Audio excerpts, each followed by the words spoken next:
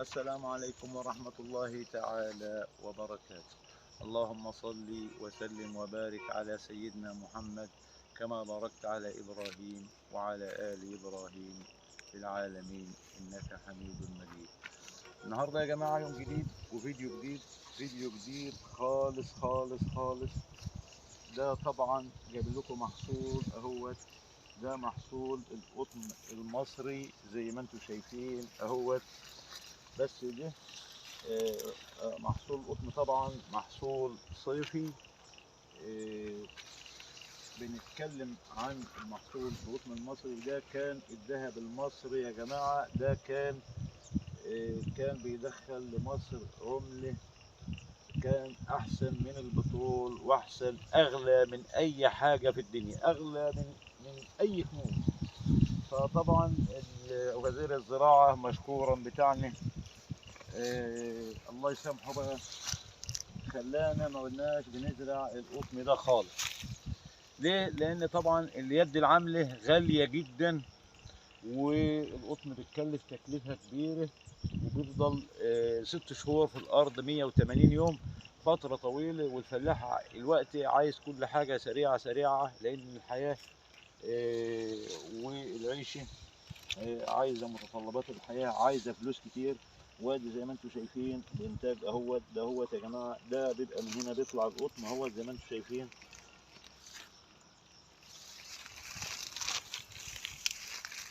زي ما انتم شايفين اهو. ده بقاله تقريبا من 3 شهور ونص ل4 شهور. الفدان بياخد له حوالي 3 شكاير. لو عندك 3 شكاير لوريا وشكرتين نطرات ماشي الحال. طبعا بنيجي في مرحله لما القطن يعلى زي كده بنخصيه يا جماعه، زي كده بنخصيه عشان القطن ما يعلاش اهو. بنيجي نخصيه زي كده اهوت عشان ما يعلاش، عشان يفرع ويبدا ديت الشجر ده هيعطينا لوز اهو جديد اهوت زي ما انتم شايفين اهو. تيجي زي كده تقوم خاصيه كده كده اهو، ونخصيه بالطريقه ديت زي ما انتم شايفين كده اهو. فطبعا احنا بنطلب من المشاهدين بتوعنا يشتركوا معانا في القناه ويفعلوا زر الجرس، وعشان يوصلهم كل جديد مننا. وطبعا ما تبخلوش علينا باللايك والشير والحاجات الجميلة بتاعتكم ديت.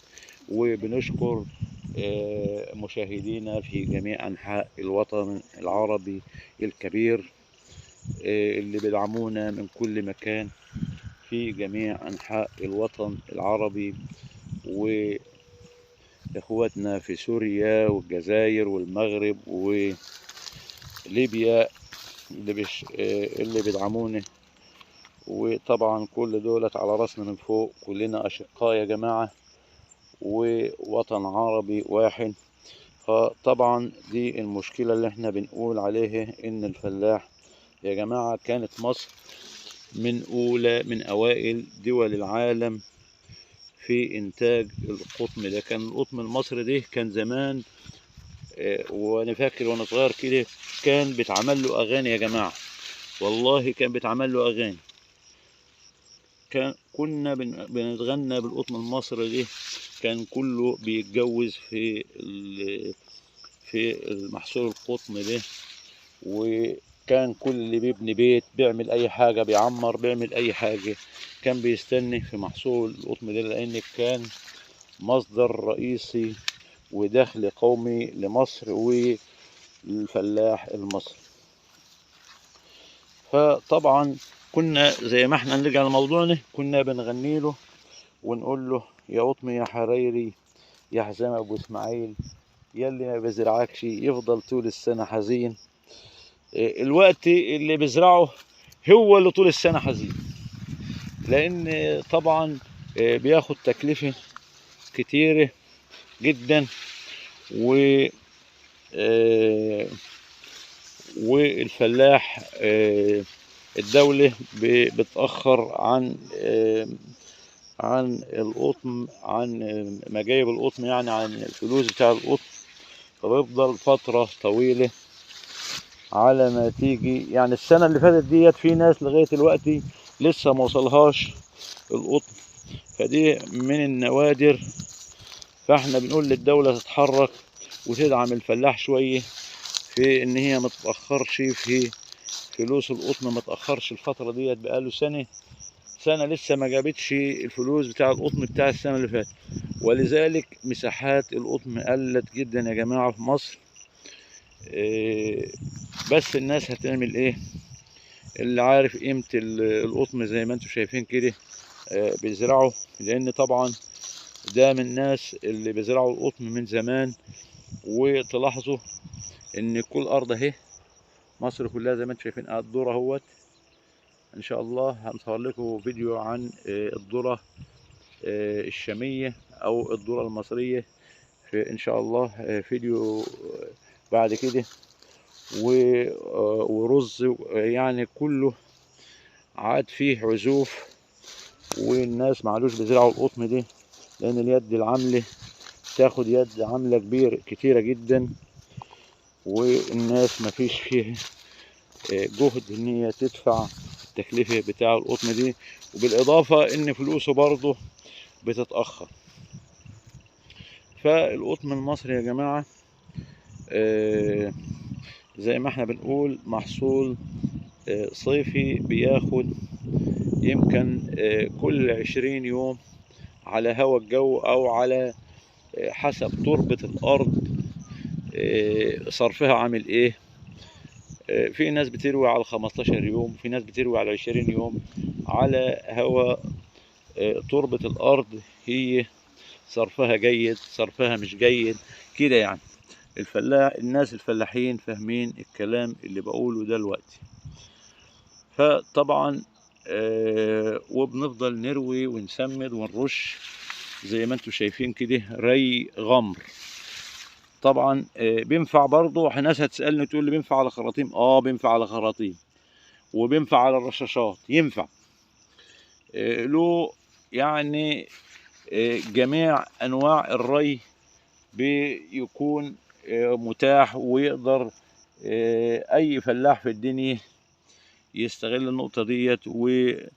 بس احنا كغمر لان مفيش اللي عنده امكانية في الخراطيم بيشتغل خراطيم، واللي عنده رش ماشي الحال كله ماشي. بس احنا في الاغلبية في مصر بيزرعوا زي ما انتم شايفين ري غمر زي ما انتم شايفين كده اهو. وادي زي ما انتم شايفين ادي المية هيت مية حلوة، مية النيل هيت مية يا جماعة زي السكر، مية طعمها عسل عسل زي ما انتم شايفين كده اهو.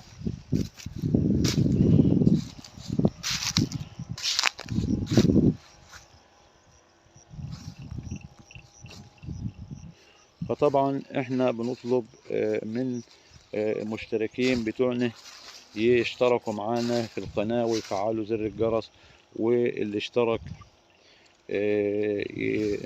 يقول اللي ما اشتركش يشترك عشان نوصل النسبة، لان فاضل حاجات بسيطة. وان شاء الله تعالى بفضل جهودكم معانا ربنا يكرمنا ونوصل النسبة اللي احنا عايزينها، ونفضل نتواصل مع بعض. و طبعا اللي عنده اي استفسارات اي حاجة يقدر يتكلم يبعت لنا في الكومنتات. وطبعا انا بقرأ جميع الكومنتات كلها وبناخدها بعين الاعتبار، وان شاء الله هرد عليه. ودي طبعا تربة طينية يا جماعة اهي نوع التربة، عشان في ناس ممكن يسألوا. نوع التربة طينية زي ما انتم شايفين، وبينفع في الأراضي الطمية السمر الحمراء والطفلة جميع أنواع الأراضي ما عدا الرملية، لأن طبعا بيقبل نسبة ملوحة. القطن الوحيد الزرعة الوحيدة اللي تقبل نسبة ملوحة. أي أرض فيها ملوحة يتزرع فيها القطن عادي، وبيحط إنتاج عالي قوي لما يكون في نسبة ملوحة. لما يكون الأرض فيها نسبة ملوحة القطن بيصح فيه. وبتبقى إنتاجية الفدان إنتاجية عالية جدا لما يكون في نسبة ملوحة شوية. بيقبل القطن نسبة الملوحة. فطبعا زي ما انتم شايفين كده اهوت احنا. وطبعا الاجواء المصرية زي ما بنقول اجواء حلوة قوي، وربنا يديمها علينا وعليكم يا رب، ويسترها معانا ومعاكم. وطبعا كل عام وانتم بخير. وادي نبذة بسيطة كنا بنتكلم مع بعض عن محصول القطن المصري وعن المشاكل اللي بتواجه الفلاح واي حاجة. احنا طبعا بنقول سلبيات وايجابيات، لما يكون في ايجابيات بنتكلم عنها، وبرضه لما يكون في سلبيات لازم نتكلم عنها، ما نسكتش عشان ربنا يكرمنا ويكرمكم، والناس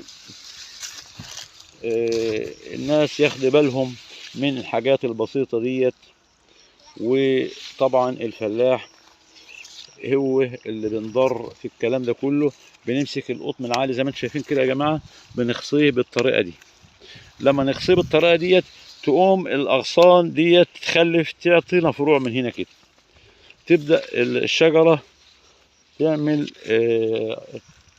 تفرع، بدل ما يعني تبقى عالية كده على الفاضي وما بتحطش انتاج. لما انت تخصيها بالطريقه ديت اهي، تخصيها يعني ايه، تشيل العين اللي هو فوق دي بالطريقه دي، عشان ايه يخلف معاك وربنا يكرمك ويكرم الناس كلها يا رب.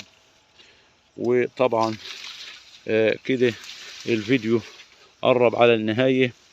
وطبعا بنشكر المتابعين بتوعنا مره تانية. وطبعا دمتم في امان الله وامنه وحفظه، والسلام عليكم ورحمة الله تعالى وبركاته.